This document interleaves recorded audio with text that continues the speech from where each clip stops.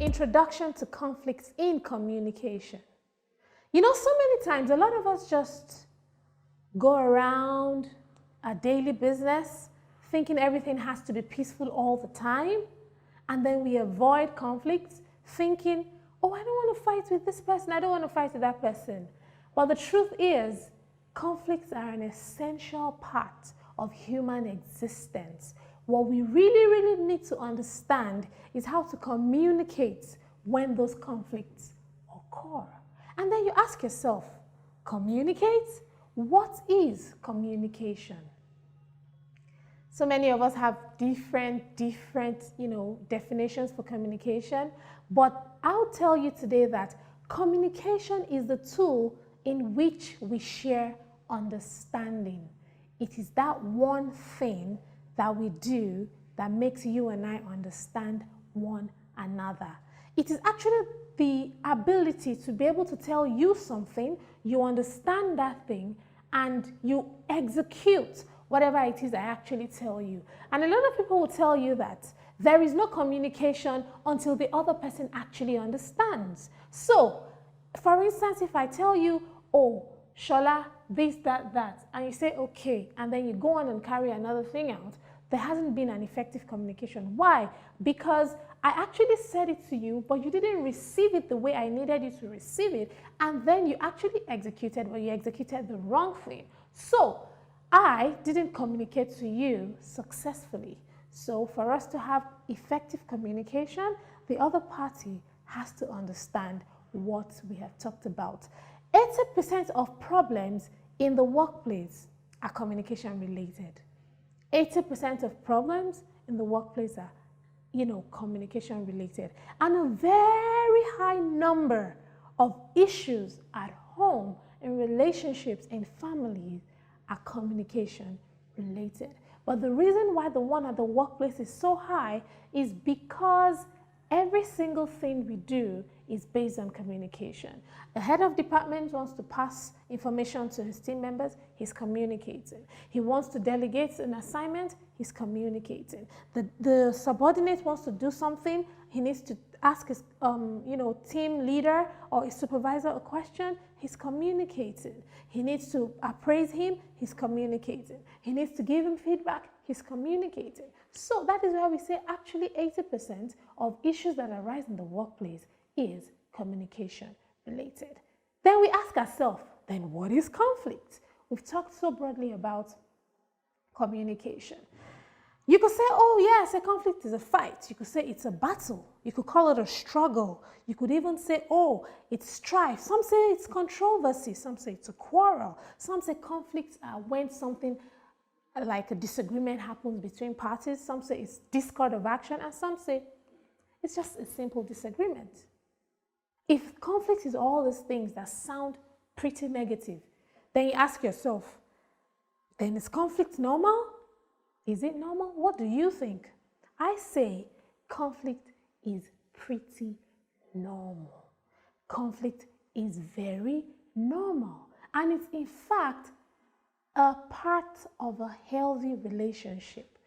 Yoruba people from the Nigerian country will tell you that if friends go on for a very long time without having an argument or a conflict, then you can be sure that those friends are not telling each other the truth. For you to have an excellently healthy relationship, you need to have conflict. But the most important thing is to ensure that the conflict is resolved amicably. So the key isn't to avoid conflict, but the key is to ensure that the conflict is resolved in a very healthy way. Mismanaging conflicts. A lot of times, the problems conflicts eventually bring is due to the way it was managed, is due to the way it was handled, is the fact that it was probably mismanaged. So, for you to have a smooth relationship, you need to understand that once a conflict is mismanaged, then there is an issue. When conflict is mismanaged, it can actually cause great harm to a relationship. But when it is handled respectfully, in a positive way, in a beautiful way, it gives you the opportunity not to just resolve that issue, but to strengthen the bond in that relationship, to strengthen the workflow at that office, to strengthen the ties in the marriage or in the family. But the most important thing is that it is not mismanaged. Do not mismanage a conflict. It is very tricky. So what causes conflicts? So many things. But the instrumental thing is conflicts are caused by differences. Yes, differences. So what do you mean by differences? Differences simply means you want something and I want something else. You want to go this way, I want to go this way. It occurs when people actually disagree on their values, when they disagree on their motivations, when they disagree on their perceptions, on their desires, on their ideas. So you come from a different place, I come from a different place. We have different backgrounds, we were raised with different environmental influences, different parental guidance, and then we end up having different values. So I get married to you, or I get to work with you, and I'm coming with my own baggage of values, baggage of beliefs and everything, and you have yours. And then we don't seem to have the same opinion about one thing. Yes, definitely, we need to disagree, but we need to disagree to agree. So differences actually occur when people have differing opinions, differing values, differing motivations, and all of that, differing needs. A very practical example would be the need of a child, a toddler. You have a toddler at home who likes to explore. I mean, all of us know how they are, running all over the place and trying to catch on to everything that attracts them. When they see lights, they want to touch. When they see different colors, they want to touch. They want to go under the table, climb over the table and everything. And someone actually told me that the only two fears children come to life with is the fear of heights and the fear of loud noise. So generally, nothing scares children. They see a hot iron, they want to touch. They see electricity, they want to dip their hands into it. That's how children are. But then we know that this adventurous spirit could actually endanger their lives. And then the mother, what is the need of the mother? The need of the mother or the need of the father is to keep that child safe and healthy. So look at those two needs. To that child, the need to explore and go on an adventure is really, really important to him. But to the parents, the mother, the father, or the ward, the need to keep him safe is really important. So to those two people, those needs are actually important. Then what happens? They clash. Because as the child is seeing the door open and he wants to run outside or he wants to touch the electricity, the parent or the ward runs over to no, you can't do that. So how do you then ensure that the child is not throwing tantrums? You create a diversion. You need to be creative. Maybe you get a very lovely toy that's got some bubbles or colory stuff and you say, oh, baby, come get this. And then he goes, oh, the outside doesn't look so interesting anymore. I'm going for the colors. And what does he do? He diverts. That is what creative conflict resolution is all about. Looking for soft landing for issues to ensure they do not escalate. Ensuring differing needs are openly discussed and ensuring that they are treated well, creative enough, and to ensure that the values, the motivations, the needs that are different come together to amicably accept a beautiful resolution, a workable solution, an agreeable solution. So, in personal relationships, not understanding different needs can actually result in a strain. It can result in separation, it can result in divorce, it can result in job losses, it can result in resignations. I can just decide that, you know what, I am tired of seeing Shola. Shola just makes me angry, probably because of a conflict that has festered. And I do not want to go to work, but because I have to earn my pay, I go to work and I'm so angry, and then I'm looking for a way to get out on the next available job, searching for my role. That is why they say 75% of people who resign because of their bosses. Go check it out. A high number. And some HR people will tell you, what do you mean? Blah, blah, blah. But the truth of the matter is, it may be direct or indirect. You're just tired of seeing this your boss, or maybe another senior colleague who upsets you because of a conflict that had festered and all of that. So the only reason why I would leave an organization because of my boss is because we haven't been able to amicably agree on certain ways of working, together. Obviously, people leave the organization for pay, they leave the organization for so many things, relocation and all of that. But a high number is probably because they cannot resolve their conflicts that exist within their circle of influence, which at that time is the workplace. Now, talking about conflicts, a conflict is more than just a simple disagreement. A conflict, in most cases, parties actually feel threatened. Yes. For it to be regarded as a real conflict, it means that a party or the other party feels threatened. And the truth is, the threat may not be real. The threat may be unreal, it may be a facade. But because that person at that moment has a position that my space is threatened, my health is threatened, my ego sometimes is threatened, my role is threatened, my livelihood is threatened, my emotions is threatened, they react. That is actually why conflicts arise. People feel threatened. And the threat may not be real, but to them, that threat is their reality. So, because this threat seems real, they then react. And people have different ways of reacting. So the best way is actually to ensure that we address those differing needs. So basically, your intention should be that whatever the issue, resolution should be at the top burner of your intentions. Saving the relationship should be at the top burner of your intentions in conflict resolution.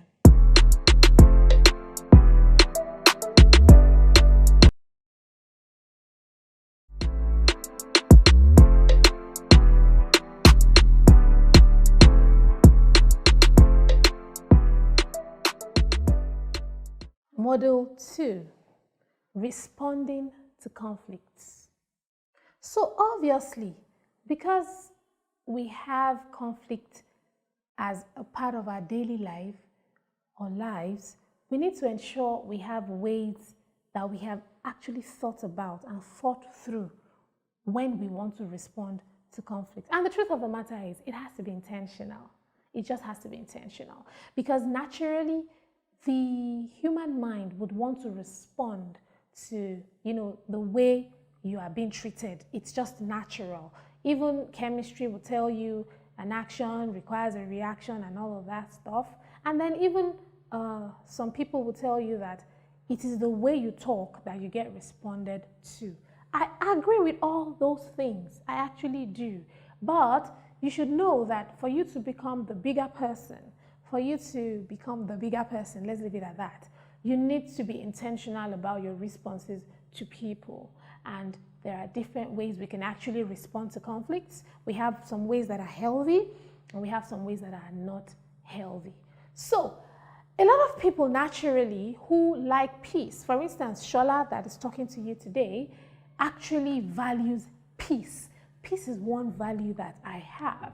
And anything that comes near my peace or near the space of my peace, I want to take it out.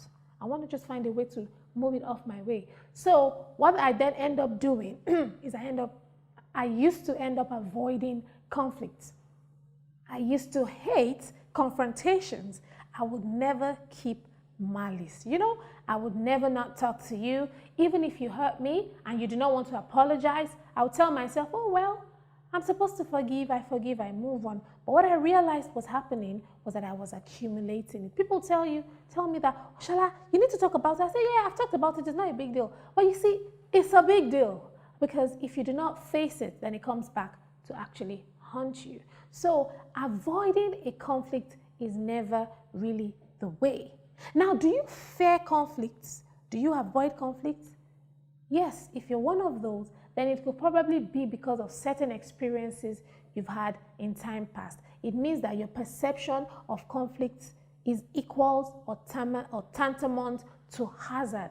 You view conflict as a dangerous situation that you actually should, run from. You view conflict as demoralizing, humiliating, and all that, probably because when you were in a particular relationship or working with a particular boss, once there was a conflict, he was raining abuses on you, disrespectful, calling you names, tagging you, labeling you, and all of that. And then maybe it ended up ugly every time, or maybe it ended up in a divorce or a separation or a loss of a job and everything. And then it became a trauma to you. So anytime you see conflict, you just want to avoid. You need to face your fears, regardless of whatever your experience is. So I said earlier that we have healthy and unhealthy responses to conflicts. And so I'm going to run you through certain, examples of healthy responses to conflicts and unhealthy responses to conflicts. So basically, insulting, having an explosive reaction, showing anger, being aggressive, throwing tantrums, being resentful, hurting people with your words is an unhealthy way to resolve a conflict. But a lot of people actually go into this particular mode, because it comes natural to them. Probably those are the examples they had.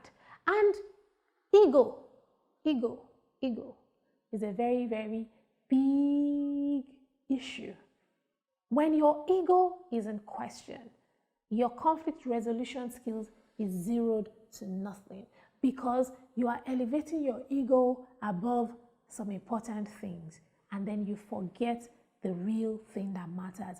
Superseding all of that, you portray your ego instead. I used to tell people that if we could resolve that issue of pride in our lives, a lot of things would be better. Our anger will be well managed, because anger is a beautiful emotion. I mean, come on, you need to show anger. Even God in the Bible showed anger. Other religions don't have issues with showing anger. But the question is, what happens after the anger? So anger in itself is not the problem, it's an emotion. But what is the resultant effect of that anger? So yes, you can actually show anger, but how? The how is the important thing.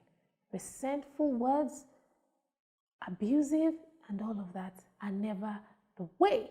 And like I would always tell people, bridle your tongue. At this moment, pardon me to just give you one line of singing, which always just comes to my head. Bridle my tongue, let my words edify.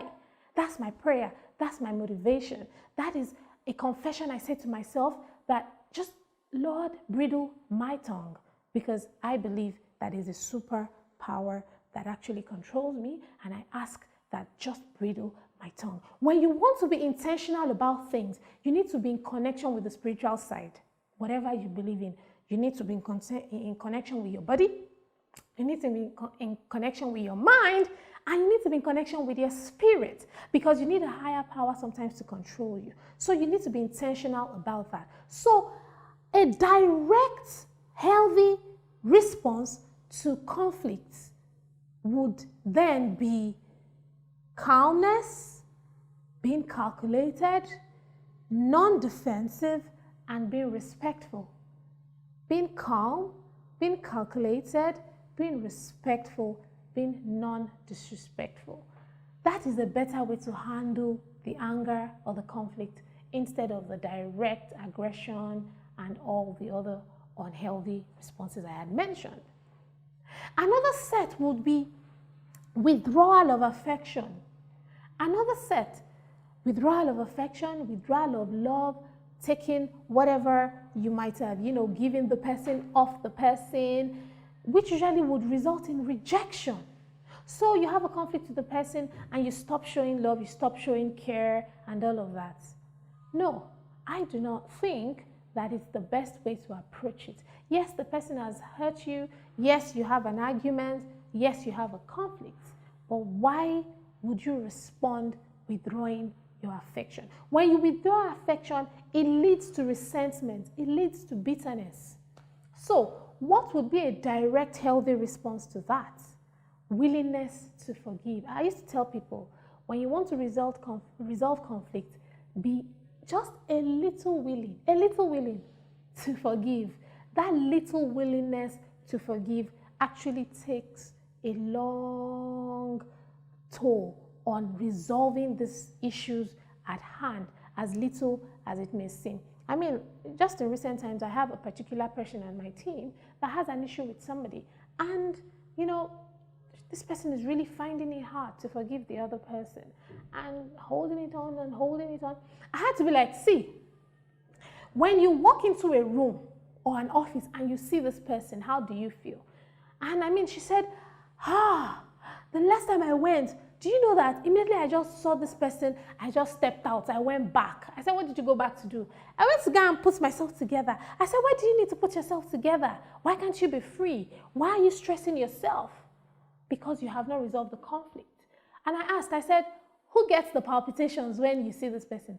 She goes, me. Who feels upset and angry? She goes, me. Who's sad when you see this person? She goes, me. But who offended who? This person offended me. I said, okay, this person offended you, but you're the one carrying the burden. And I asked her a question. I said, would you not rather be free to laugh, to cry, to scream, to play, to do whatever you want to do without thinking about another person's hurt? And I said, the only way you can actually do that is to ensure that you can forgive that person just a little. But the healthy response would be willing to forgive, forget, and not holding any evil intention to revenge, to retaliate. I mean, just yesterday I heard my children talking, and then my son goes to my girl and says, why do you just like responding with vengeance? She said, it's not vengeance. She jokes a lot. I am teaching you a lesson not to do it again. And I said to myself, this is a red flag. I need to let this girl know that there is nothing like teaching you not to do it again. Teaching not to do it again is not in your hands. How about you stop the revenge? How about you stop the resentment? How about you stop the bitterness? How about you respond with forgiveness? Forgiveness is actually a better response when someone has offended us. Another response, which I will term as unhealthy, would be when we do not recognize the feelings of the other person. Not having the ability to just recognize and understand that this thing you're doing is important to me, or this thing you're not doing, or this way you're acting takes a toll on me. When you don't have the ability to understand the feelings of the other person, it's not a very healthy one. A direct, response to that, which is a healthier way to handle that, will be what we call empathy. Empathy. I was talking to a friend a couple of months ago, and she was telling me about the loss of her friend's father, and I was like, oh my God, how did he die? Before he died, he was ill, and I recall talking about the illness and all of that. And then she said, oh, you're not talking much about it. I said, there is not much to talk about. And in my head, I'm thinking, okay, so shall you stand the risk of sounding wicked or heartless? Or no? I felt the pain of the person who bore the loss, but I'm not into pity. I'm into action. I'm empathetic. So when people have issues, I'm looking for ways we can resolve it. So if someone is dead, I'm thinking more of the people they have left behind, and if they can provide for themselves, if they can bear the loss, I'm praying for comfort and all of that. So I would show empathy, not sympathy.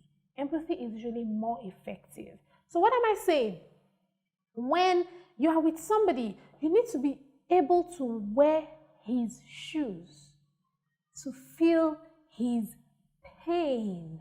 That is empathy. To be able to say to yourself, if I were in A's shoes and A is uncomfortable with this, how will I feel? That's a better, healthy response towards not being able to feel the other person. Then some people, another response is rigidity. Another unhealthy response is rigidity. Some people are so rigid, they actually lack the ability to shift or compromise.